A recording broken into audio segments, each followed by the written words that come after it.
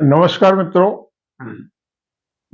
यही है सही भारत यूट्यूब ચેનલમાં આપનું હાર્દિક સ્વાગત છે। હું છું પ્રેમજીભાઈ પરમાર। મિત્રો, આ ચેનલનું નામ યही है सही ભારત એટલે આ સાચું ભારત છે। આ ભારતની અંદર જે ઘટનાઓ બની રહી છે એનું આપણે તથ્યો આધારિત આધાર પુરાવા સાથે એનું જિક્ર કરતા છીએ, વર્ણન કરતા છીએ। અને ભારતના જે સામાન્ય જનજીવનમાં જે ઘટનાઓ જેવી ઘટનાઓ બનતી હોય છે એની સંપૂર્ણ પ્રતિકૃતિ, એની કાર્બન કોપી કહી શકાય એવી ઘટનાઓ ભારતની લગભગ તમામ શિક્ષણ સંસ્થાઓમાં બનતી હોય છે। અને શિક્ષણ સંસ્થાઓને પવિત્રતાનું નામ આપવામાં આવ્યું છે અને વિદ્યાદાન કહેવામાં આવે છે। અને આવી કહેવાતી પવિત્ર સંસ્થાઓની અંદર ચોક્કસ વર્ણ અને ચોક્કસ જાતિના વિદ્યાર્થીઓ સાથે ચોક્કસ પ્રકારનું ડિસ્ક્રિમિનેશન થતું હોય એના કારણે તમારે ધ્યાનમાં છે ઘણા બધા અનુસૂચિત જાતિ, જનજાતિ અને અન્ય પછાત વર્ગના વિદ્યાર્થીઓએ ચાલુ ઉચ્ચ અભ્યાસક્રમોની અંદર એમણે આત્મહત્યા કર્યું હોય। સેંકડો વિદ્યાર્થીઓ પોતાનો અભ્યાસ અધૂરો છોડી અને પોતાના ઘેર જે તે ધંધામાં જોતરાઈ જવું પડે અથવા તો એની કારકિર્દી રોળી જતી હોય। આવી ઘણી બધી ઘટનાઓ બનતી હોય છે। તો આપણી પાસે જે થોડાક અખબારી અહેવાલોના આધારે જે આંકડાઓ છે 2019 થી 2026 દરમિયાન રાષ્ટ્રીય ટેકનોલોજી સંસ્થા નીટ, ભારતીય વ્યવસ્થાપન સંસ્થા એટલે IIM, ભારતીય વિજ્ઞાન શિક્ષણ અને સંશોધન અને કેન્દ્રીય યુનિવર્સિટીઓ, આ સંસ્થાઓની અંદર જે કુલ મંજૂર કરાયેલી જગ્યાઓ હતી, ફેકલ્ટીની જગ્યાઓ 18,940 જગ્યાઓ કુલ હતી। એમાંથી 28.56% જગ્યાઓ એટલે 5,409 જગ્યાઓ ખાલી રાખવામાં આવી છે। સહાયક પ્રોફેસરોની 11,298 કુલ જગ્યાઓ, એમાંથી 17.97% એટલે કે 2,030 જગ્યાઓ ખાલી રાખવામાં આવી છે। એસોસિએટ પ્રોફેસરો એટલે સહાયક પ્રોફેસરોની થી બીજી કેટેગરી છે, એની કુલ જગ્યાઓ 5,102, એમાંથી 38% એટલે 1,953 જગ્યાઓ ખાલી રાખવામાં આવી છે। પ્રોફેસરોની જે અગત્યના પદો છે એ 2,540માંથી 56% એટલે 1,426 જગ્યાઓ ખાલી રાખવામાં આવી। આવી અગત્યની મહત્વની જગ્યાઓ શા માટે, કયા કારણોસર ખાલી રાખવામાં આવે છે? આવી જગ્યાઓ ન ભરવાના એવા ઉપજાવી કાઢેલા કારણો આપવામાં આવે છે કે લાયક ઉમેદવારો મળતા નથી, લાયક પુલ મળતું નથી ને એના કારણે આવી ભરતીઓ નથી કરવામાં આવતું। આ જે લોકો આ સંસ્થાઓ પર જેનું કંટ્રોલ છે, નિયંત્રણ છે, જેના હાથમાં સત્તાઓ છે ભરતીઓ કરવાની, આ એકદમ ઉપજાવી કાઢેલા કારણો છે। બીજા કેટલીક બાબતો આપણે જોઈએ। 2024 ને એક આરટીઆઈ અનુસાર બોમ્બેમાં 2023માં SC, ST અને OBC ફેકલ્ટીના જે સભ્યોની નિમણૂક, એમાં કોઈ સભ્યોની નિમણૂક કરવામાં જાય નહીં। ફેકલ્ટી 2023માં જે આરટીઆઈ કરવામાં આવ્યું એમાં ફેકલ્ટીના સભ્યોની કોઈ SC, ST, OBCમાં નિમણૂક કરવામાં નથી આવી। IIT બોમ્બેના 16 વિભાગો છે, એમાં છેલ્લા 9 વર્ષમાં એક પણ ST આદિવાસી વિદ્યાર્થીની ભરતી કરવામાં નથી આવી। દર્શન સોલંકીનો આત્મહત્યાનો કિસ્સો ખૂબ જાણીતો છે અને એને જે આત્મહત્યા કરવી પડી એ પણ એના જે સાથી વિદ્યાર્થીઓ અને એના સ્ટાફને કારણે જે ડિસ્ક્રિમિનેશન હતું એને આત્મહત્યા કરીને એના આત્મહત્યા કર્યા પછી ત્યાં જે સર્વે કરવામાં આવ્યું અને એ સર્વેમાં જે હકીકતો બહાર આવી છે એ ચોંકાવનારી હકીકતો છે। 16.5% વિદ્યાર્થીઓએ જણાવ્યું કે ભાઈ એમને જાતિવાચક અથવા તો અપશબ્દોથી દુર્વ્યવહાર કરવામાં આવે છે, નવાજવામાં। એટલે 16% વિદ્યાર્થીઓને 16.5% વિદ્યાર્થીઓને એમના જાતિ વિષયક શબ્દો એટલે એક પ્રકારનો માનસિક ત્રાસ છે। 25% વિદ્યાર્થીઓને પોતાની ઓળખ જાહેર થવાનો ડર રહેતો હોય છે ને એના કારણે એ લોકો એવા 25% વિદ્યાર્થીઓ SC, ST, OBC નું જે ફોરમ હોય, સંગઠન હોય એમાં જોડાવાતા નથી અથવા જોડાવાથી દૂર રહે છે। 15.5% વિદ્યાર્થીઓ જાતિગત ભેદભાવના કારણે માનસિક પીડાય છે। જાતિગત ભેદભાવના કારણે એ લોકો માનસિક એક પ્રકારનો ડર અનુભવતો હોય ને એના કારણે પીડાય છે.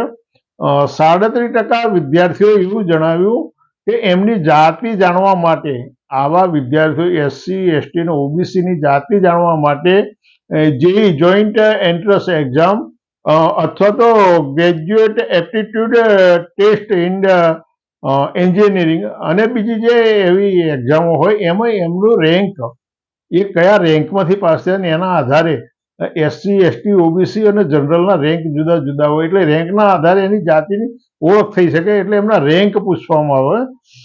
20% વિદ્યાર્થીઓ જણાવ્યું કે એમણે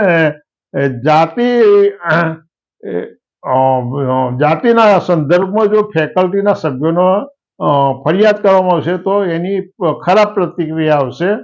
26% વિદ્યાર્થીઓએ એવું કે એમની જાતિ જાણવા માટે એમની અટક પૂછવામાં આવતી હોય છે, એટલે અટક ઉપરથી શેડ્યુલ કાસ્ટ, શેડ્યુલ ટ્રાઇબ અને OBCની જે અટકો છે અને એ સિવાયની બીજી જે જનરલ કેટેગરીમાં જે કથિત લોકો છે એ લોકોની અટકની અંદર ભેદભાવ હોય છે અને એના કારણે પણ ચોક્કસ રીતે આની જાતિ જાણી શકાય છે. 2023માં બસપાના સાંસદે જે પ્રશ્ન પૂછ્યો અને એના સંદર્ભમાં સરકારે જે ખુલાસો કર્યો તો છેલ્લા 5 વર્ષ દરમિયાન SC, ST અને OBCના 13,626 વિદ્યાર્થીઓએ પોતાનો અભ્યાસ અધૂરો છોડી દેવો પડ્યો.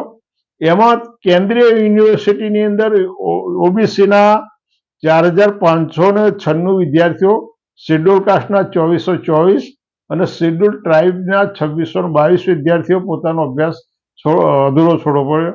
IITની જે સંસ્થાઓ છે એમાં OBCના 2,066, SCના 1,068 અને ST શેડ્યુલ ટ્રાઇબના 408 વિદ્યાર્થીઓ પોતાનો અભ્યાસ અધૂરો છોડી દેવો પડ્યો. IIM ઇન્સ્ટિટ્યૂટ ઓફ મેનેજમેન્ટમાં OBCના 163, SCના 188 અને STના 91 વિદ્યાર્થીઓ પોતાના અભ્યાસ અધૂરા છોડી દેવા પડ્યા. આ અધૂરા અભ્યાસ છોડવા પાછળના ઘણા બધા કારણોમાં ખાસ તો જાતીય સતામણી, એમની સાથે અપશબ્દો, એમની સાથે ભેદભાવ, આવા ઘણા બધા આ બહુ જાહેર થયેલી બાબતો છે. આવી જ બાબતો જે ફેકલ્ટીની અંદર શેડ્યુલ કાસ્ટ, શેડ્યુલ ટ્રાઇબ અને OBCના જે પ્રોફેસરો અથવા એસોસિએટ પ્રોફેસરો હોય અને એમની સાથે જે ડિસ્ક્રિમિનેશન હોય છે અને એના કારણે અનેક વખત સમસ્યાઓનો ભોગ બનતા અથવા તો એમણે કાનૂની કાર્યવાહી કરવી પડતી હોય છે. થોડાક 2-3 ઉદાહરણો તમને આપું. સુબ્રમણ્ય સેદેલાએ IIT કાનપુરમાંથી MTech અને PhD 2018માં કર્યું અને એણે પછી એરોસ્પેસ એન્જિનિયરિંગના એસોસિએટ પ્રોફેસર તરીકે જોડાયા. એ પછી એમની સામે એમ કે આ પસંદગી એમની ખોટી કરવામાં આવી છે એવા આક્ષેપો કર્યા. પછી આ ફેકલ્ટીના લાયક નથી, આ વ્યક્તિ ફેકલ્ટીના લાયક, સદેલા છે એ લાયક નથી અને એ પછી એમણે જે PhDનો થીસિસ છે ને એ ચોરી કર્યો છે એવો આરોપો એની ઉપર લગાવવામાં આવ્યા. એટલે આ એક પ્રકારનું માનસિક તાડના હતી, માનસિક પીડન હતું. વિપિન વી વાટીલે જુલાઈ 2021માં IIT મદ્રાસમાં એમણે રાજીનામું આપી દેવું એટલા માટે કે એમના જે બ્રાહ્મણ ફેકલ્ટીના જે સભ્યો હતા એ જાતિ આધારિત ભેદભાવના કારણે એમને આ પગલું લેવું પડ્યું હતું. National institute of fashion technology chamber એમના ડિરેક્ટર અને એના બીજા 7 પ્રોફેસરો સામે ભેદભાવના આરોપસર તારામણી પોલીસ સ્ટેશનમાં FIR દાખલ કરવામાં આવી હતી. એ જ રીતે 2024માં IIM બેંગ્લોરની સંસ્થામાં એના ડિરેક્ટર અને બીજા પ્રોફેસરો સામે પણ આવી ફરિયાદ દાખલ કરી હતી. ઘણી બધી સંસ્થાઓની અંદર આ પ્રકારે વારંવાર SC, ST ફેકલ્ટીના જે મેમ્બર હોય એમની સામે આ પ્રકારના ભેદભાવના કારણે એમણે આવા ફરિયાદો કરવાના કારણો ઉભા થતા હોય છે. ઘણી બધી સંસ્થાઓની અંદર પ્રોફેસર, સહાયક પ્રોફેસર, આસિસ્ટન્ટની જગ્યાઓ ઈરાદાપૂર્વક ખાલી રાખવામાં આવે છે અને એવું કહેવામાં આવતું હોય છે કે ભાઈ પૂરતા લાયક ક્ષમતાવાળા ઉમેદવારો નથી મળતા, પણ આ ઉપજાવી કાઢેલું બહાનું છે. બીજો તેવો ભેદભાવ જે વિદ્યાર્થીઓનો સ્કોલરશિપ મળવા પાત્ર હોય છે અને ફેલોશિપ મળવા પાત્ર હોય એ એમના વર્ષના અંતે ચૂકવવામાં આવતી છે. ખરેખર આ ફેલોશિપ અને શિષ્યવૃત્તિ તો જે તે પાત્ર ઉમેદવારનો એનો અભ્યાસ એ સરળતાથી આર્થિક બોજ હળવો કરીને કરી શકે એના માટે આપવામાં આવતું હોય, પણ એનું વર્ષ જ્યારે પૂરું થાય એટલે આ પ્રકારની આ એક વિડંબના છે અને આ ભેદભાવનું કારણ છે. એટલે સમગ્ર ભારતની અંદર એસસી, એસટી અને ઓબીસીના વિદ્યાર્થીઓ સાથે આ પ્રકારનું ડિસ્ક્રિમિનેશન થતું હોય અને જ્યારે ભારતની સુપ્રીમ કોર્ટ યુજીસીનો આદેશ કરી અને માહિતી માંગે, યુજીસી એની વિગતો આપે અને એના આધારે એ વિગતોના આધારે યુજીસી જ્યારે કાનૂન કરે તો એ કાનૂનની સામે વળી પાછા સુપ્રીમ કોર્ટ સ્ટે આપી દે અને એ સ્ટે માત્ર થોડાક ગણ્યા ગાંઠ્યા લોકોના વિરોધના કારણે. એટલે આ પણ એક ડિસ્ક્રિમિનેશન છે. એટલે તમારે જાણવાનું, સમજવાનું, જાગવાની જરૂર છે. અમે તો આવું વારંવાર કહેતા રહીશું. તમારે કઈ દિશા વિચારવું તમે નક્કી કરો. તમારી આવનારી પેઢીઓ માટે આ દરેક બાબત ખૂબ ગંભીર છે, ચિંતાજનક છે. એટલે યોગ્ય લાગે તો લાઈક કરો, શેર કરો, કોમેન્ટ કરો. ફરી વખત મળીશું. આવજો.